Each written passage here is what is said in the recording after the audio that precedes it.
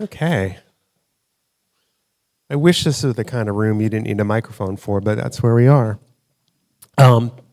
Thank you, Joan. Oh, this makes the thing go? Okay, I'll figure it out by the end of this, maybe.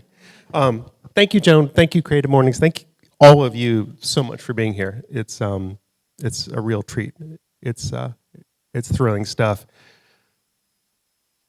Speaking of thrilling stuff, let's just jump right in. I feel like I should have provided, I don't know, maybe a trigger warning. This is going to be some intense footage you're about to view.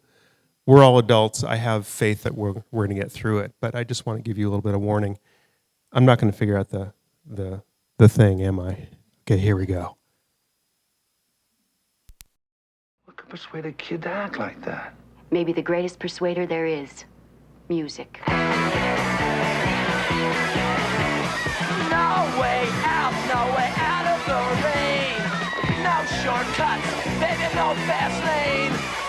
Ain't tomorrow, only yesterday's pain. So cut your wrist and watch your life go down the drain. Next stop, nowhere. I wanna get off. Next stop.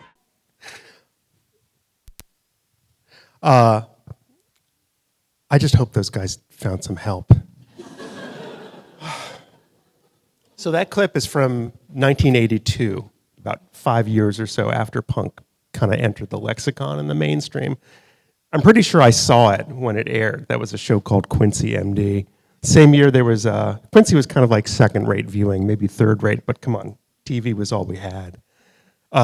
Chips, anyone remember that show? Anyone of a certain age? They also had a punk episode. The Chips band was called Pain, singing their song, We Dig Pain. Yeah, it's gripping stuff. So, if you're a fan of music and music history like I am, punk is maybe one of the million genres now. One of the million verticals you can pull up on Spotify or someplace like that.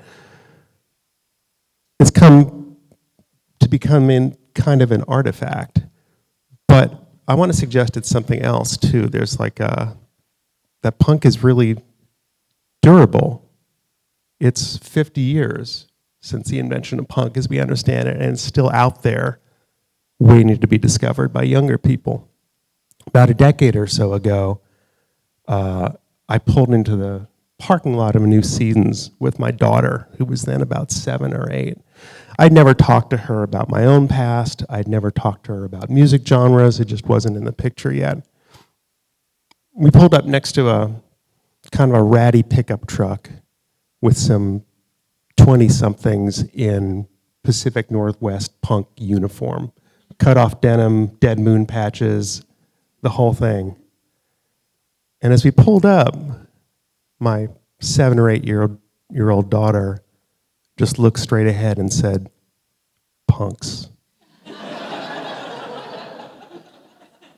Where did that come from? So she was picking up on something that is that's really core to me, this idea that punk is way more than a genre, it's way more than a style of music or a style of art, but it's something that has real resonance, and I think that's why it's so durable, a half century or so after it first appeared. I think punks actually serve a really important role in our society. A lot of people associate punk with destruction, with rebellion. I'd say it's even something else. They're kind of a manifestation of something that we, as creatives, all feel but maybe struggle to express, which is the tension between belonging and unbelonging, being outside the circle and being inside the circle. We live in a really complex society, and complex societies, by their nature, depend on insiders to make things work. There's so many functions of government, of economics, of name it, that I personally don't understand, and I don't need to, because there are specialists who do. But cultures of insiders need outsiders by definition. There are no insiders if there are no outsiders. Call them marginal figures.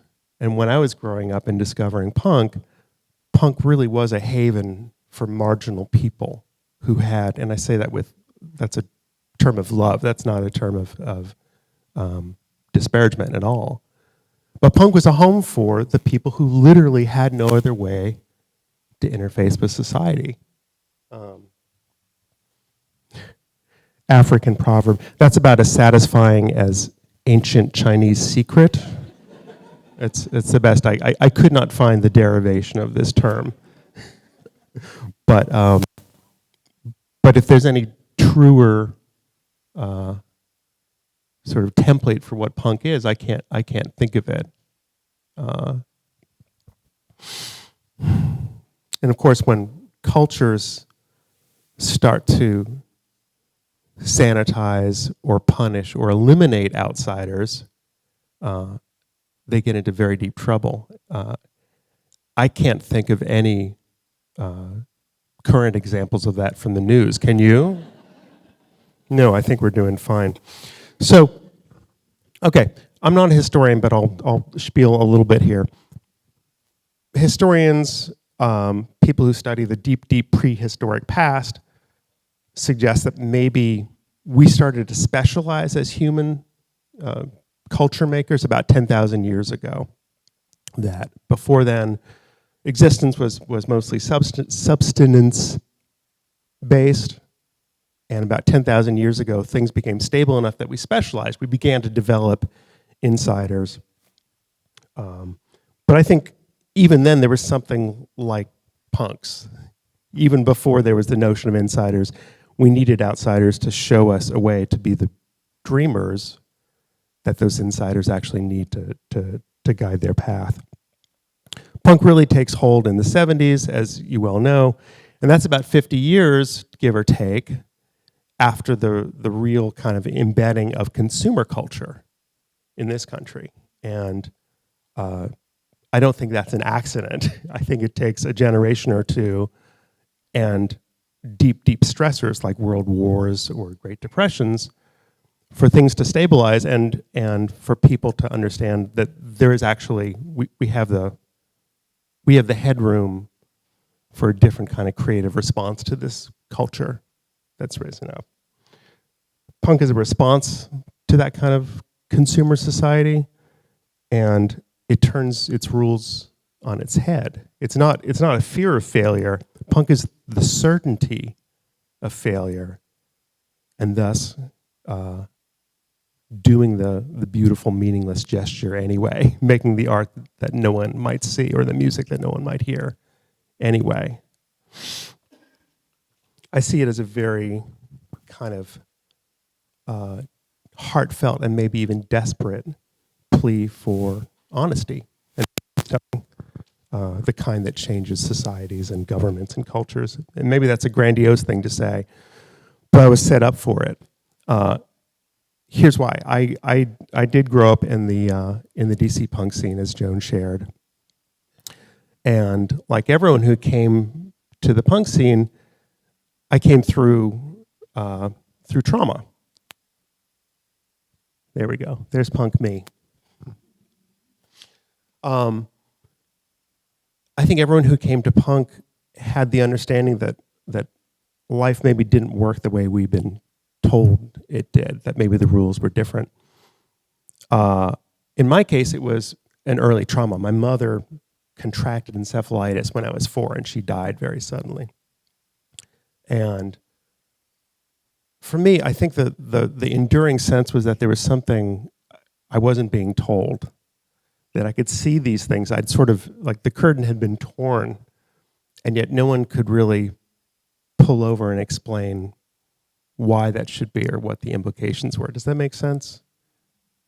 Yeah. So, in other ways, I was perfectly set up for punk. Anyway, this is the 80s. I grew up in Washington, D.C., at that point, the seat of global power.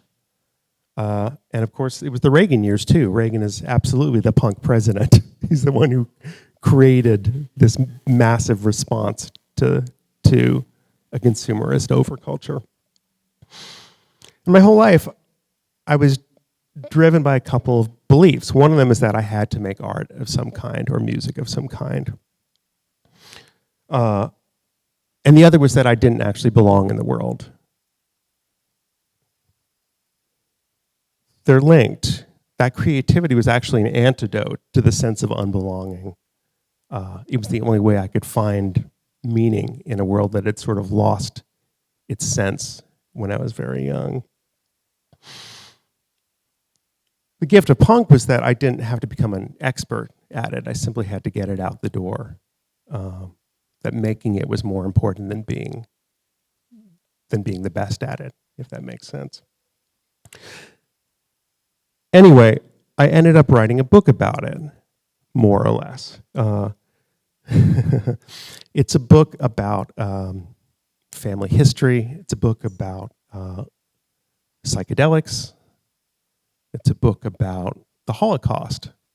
But mostly it's a book about unbelonging and what happens when people are separated from their culture and then they have no path back to it. And what that transmits to the people who grew up behind them. Joan mentioned psychedelics. A few of you are interested in psychedelics. I just need to check, are any of you currently on psychedelics? You took the wrong gummy this morning. No judgment.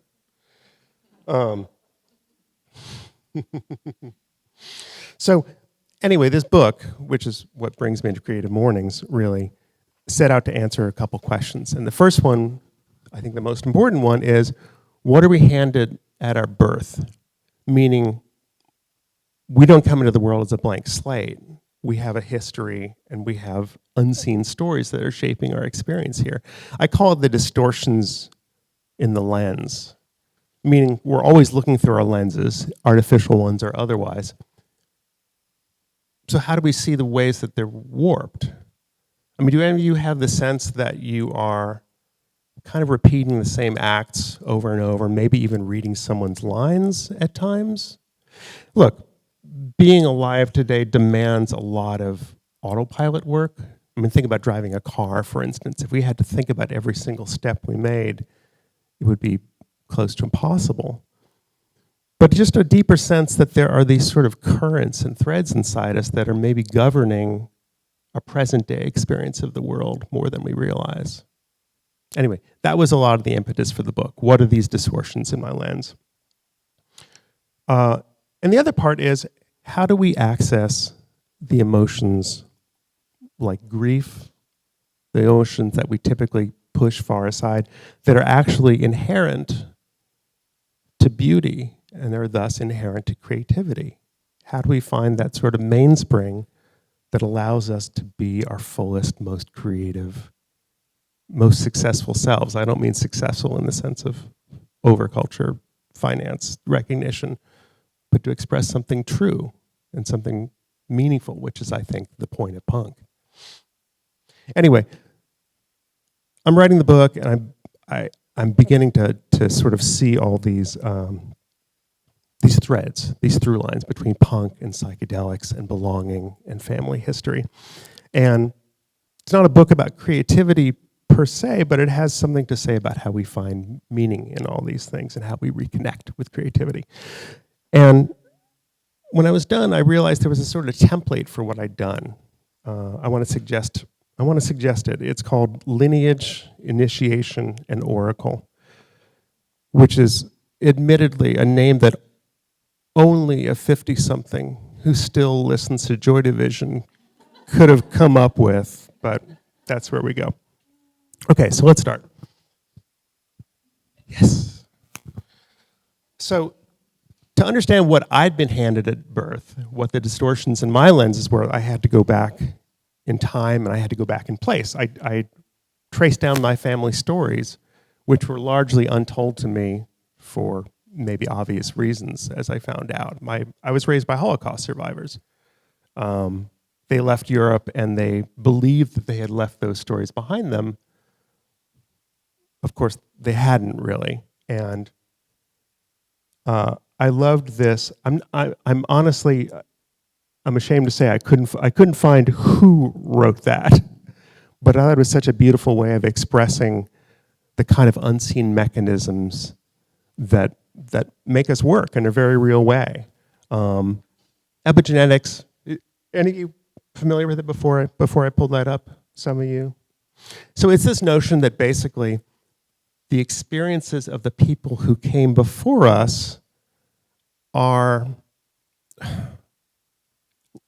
they're not rewriting our genetic code. I mean, that happens through inheritance, but they're changing how those genes are expressed. So for instance, children who are in utero during times of stress. There was a big study done on the Dutch famine at the end of the Second World War.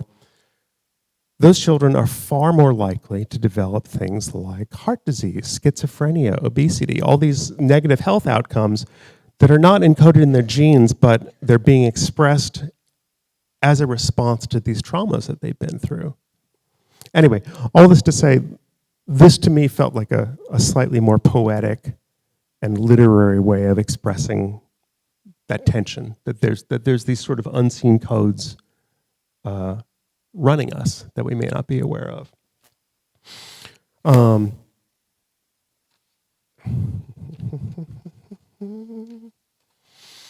any of you parents? Some of you? That wasn't a joke. I like that you laughed at it. I'm not trying to be grandiose.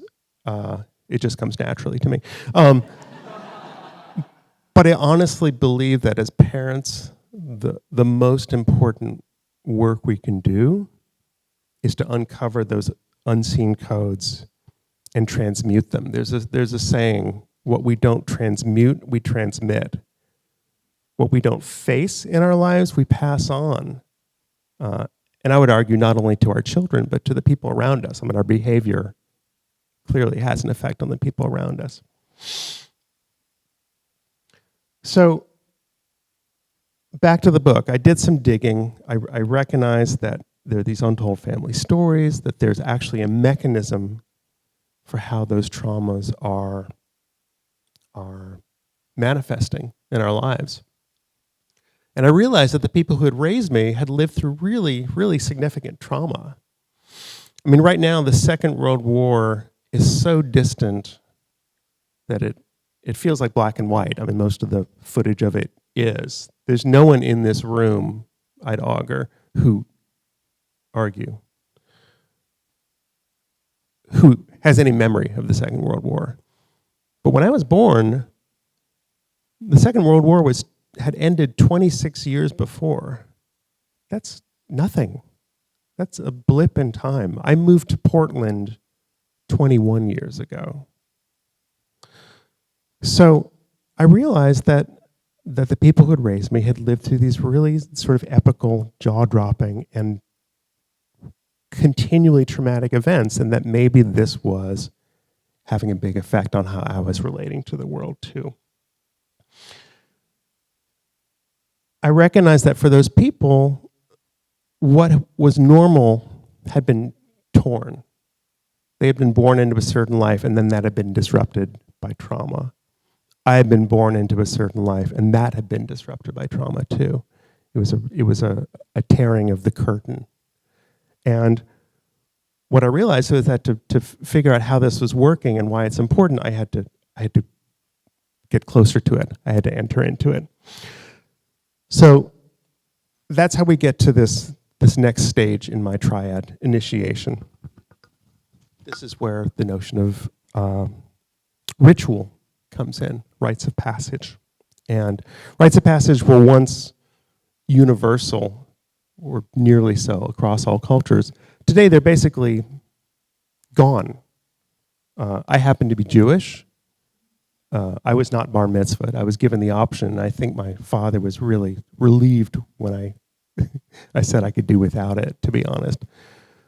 But that's something we all used to do as humans. We used to initiate. We used to step out of our culture or our community or our tribe and differentiate ourselves so that we could return to it as a more whole person. But that's not something we do anymore. And so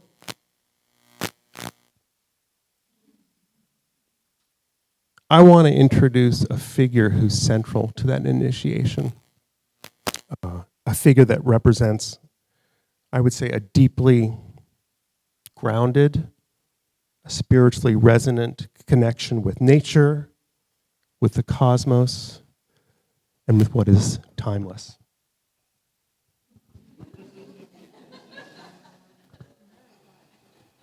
Okay, maybe not, but okay, besides, I'd say significantly upping the fashion game of the J6 rioters.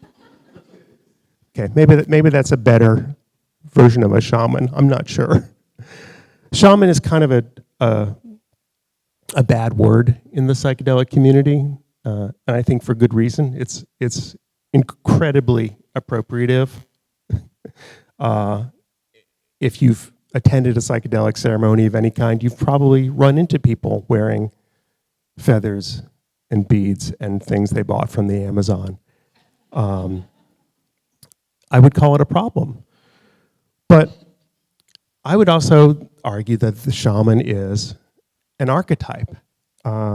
It's something that we all hold and all can be. And as creatives, I think it's a really big deal. The shaman is just someone who is in maybe a simple white person version of the telling. A shaman is just someone who is separated from their community early in life by trauma, typically of some kind, some breaking of the curtain that allows them to see and feel something that others cannot. And that's a burden, and it's also a gift in some ways too. And my understanding is that in many indigenous cultures, those people were welcomed. I mean, they're part of a fabric of a community. We need them. Again, we need the outsider to make the insiders insiders. Today, those people are more or less pathologized, at least in our cultures. Remember, punk is the home for marginal people. Jan Paul Beam, aka Darby Crash, was certainly a marginal figure, and I think certainly a modern shaman in a lot of ways too. So anyway, rites of passage and shamanism are two ways that we sort of get to this new understanding of ourselves outside of our culture. Punk is initiation. Psychedelics are a kind of initiation. The Greeks had something called the Eleusinian Mysteries. Anyone heard of those?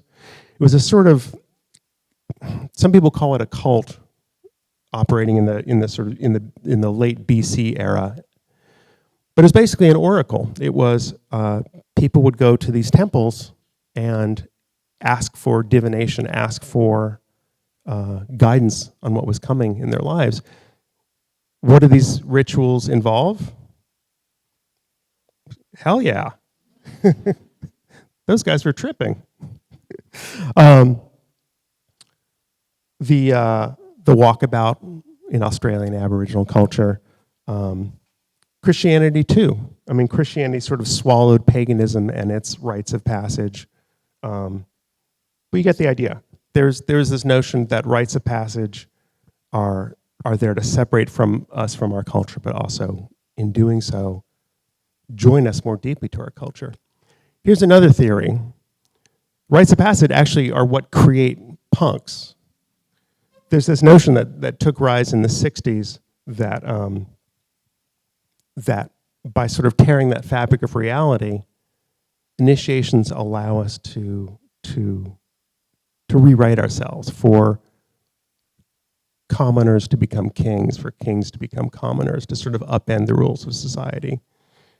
And all this to say that these ancient rituals, these rites of passage, maybe all along have been there to create outsiders, to create punks. This is not an aberration, and punk is not a sort of needle skip in history, but punk is expressing something deeply needed and deeply historical.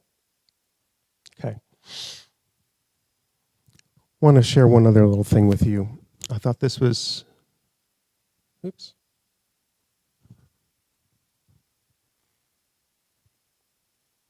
Yeah, that's not the one I thought it was, but it's good enough. Anyone know Paul Levy? He's a Portland author, very dear person and a deep, deep thinker and writer on psychedelics and culture and metaphysics and many other things. Basically, he's saying the same thing, that we need shaman. we need the people who break that mold of reality. And that brings us to the third part of the triad, to oracle. It's that voice from the cosmos that I would say we as creatives, but also we as humans, seek and need. It's the voice in the darkness, and it's also the darkness itself. And I would argue that there's such things as untrustworthy oracles too. I mean, why are so many of us glued to devices? What is a device but an oracle? And here comes this information, this voice from the unseen ether. We crave it. We want it, even when it leads us astray in some really critical ways.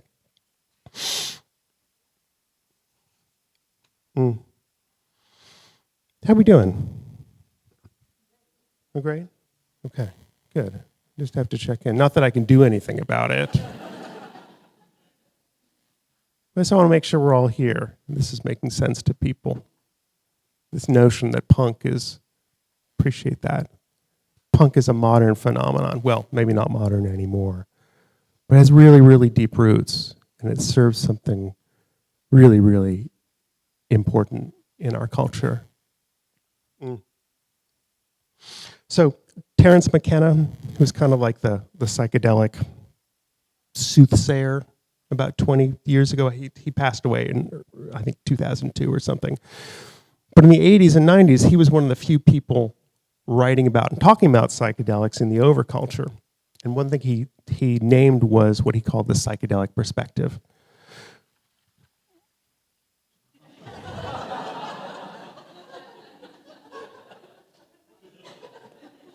I didn't hear that.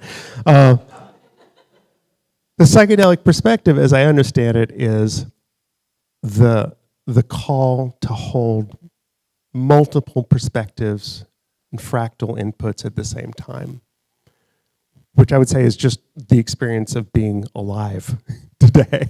I mean, the bombardment of stimuli and inputs that comes into us on an hourly basis is, frankly, staggering.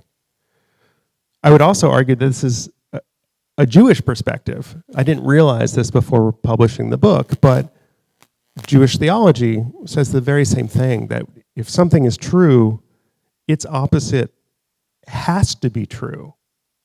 I should also point out that Jewish mystics in the BC era were using psychedelics as well. There's forensic evidence for that, if that's important.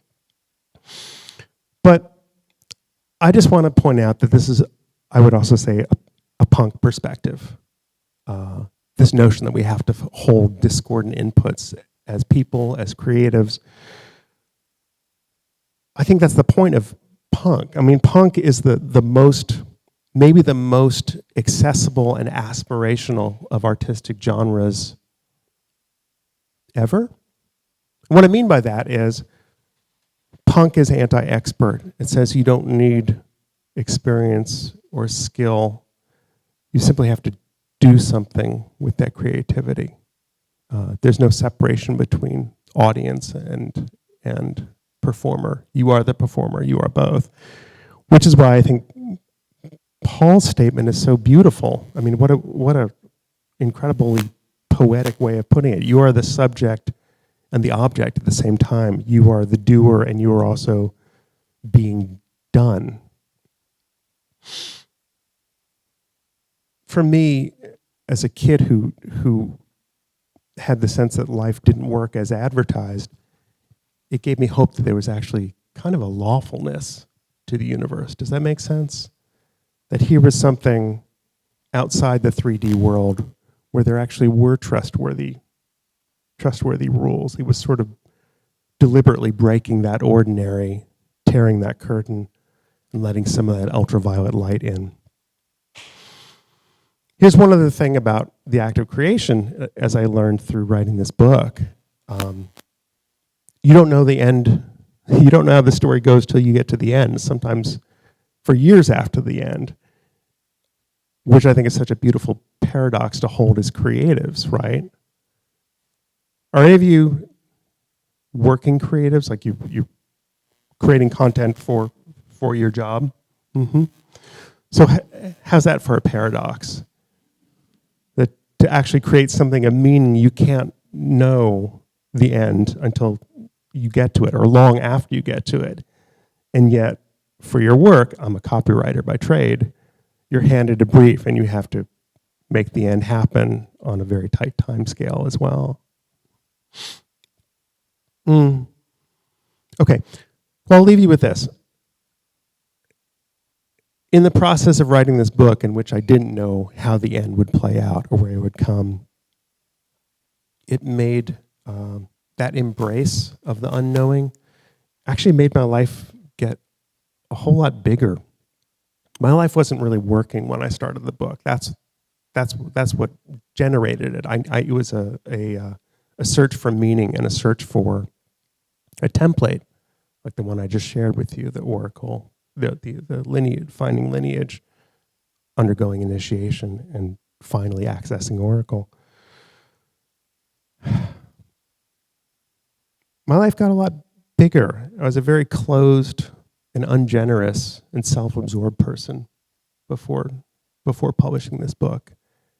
And the process of sharing it and the process of understanding those source codes made me a lot more generous and a lot kinder and only moderately self-absorbed, which is the point of punk. I was raised in the DC punk scene, which taught me that the point wasn't to tear down and destroy, but to make something heart-led and meaningful and something that could perhaps do others good as it was doing ourselves good as well. That's not optional. Like that's inherent to it. I'm old enough to remember the Sex Pistols and the physical fear I felt when I first heard about them. They seemed like killer bees or the Sasquatch or something that was going to actually harm me. But that was the very first art that showed me that someone else saw the world the way I did. I was lucky enough to grow up in the era of Fugazi in Washington, D.C., who took that idea, I believe, as far as it possibly could to manifest that. I think of how much smaller and more handmade the world seemed back then. We have so many tools now as creatives. It give us so much exponentially greater power to make things and to do things, and yet so little is being done with it. That creativity isn't surety. It's the embrace of the not knowing. We've gained the power to document everything, but in the process, we're losing the power of discernment. And we're getting farther from the sort of beautiful mosaic, granular nature of humanity. All I want to leave you with is that we have the power to do something different with that creativity. And that punk asked me, and I believe asks you, that we have to do that good. That's the point of it. Thanks for sticking with me.